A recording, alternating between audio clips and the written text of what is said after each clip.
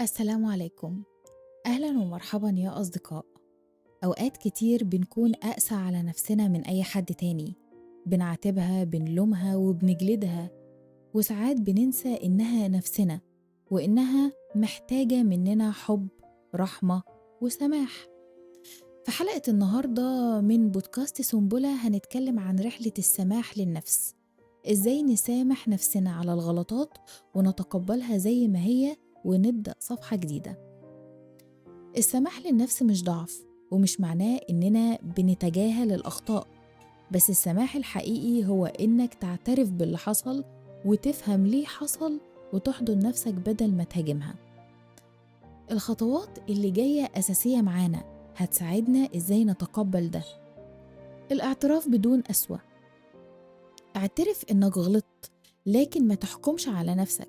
بدل ما تقول أنا فاشل قول أنا اتعلمت من الموقف ده. في فرق كبير بين جلد الذات وبين الوعي والإدراك.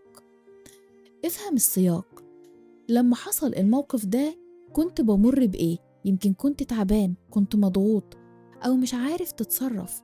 افهم الظروف اللي كنت فيها وسامح نفسك من قلبك. ابدأ من جديد. السماح هنا مش معناه النسيان، لكنه معناه إنك حررت نفسك من حمل تقيل. درس وتعلم منه، وابدأ تمشي خطوات صغيرة علشان تتغير وتتقبل نفسك الجديدة.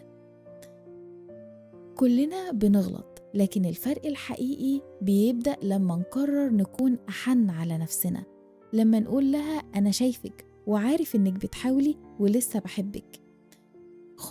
خدي دقيقة النهاردة، بص أو بصي في المراية وقولوا لنفسكوا أنا بسامحك واستاهل أعيش بحب وسلام.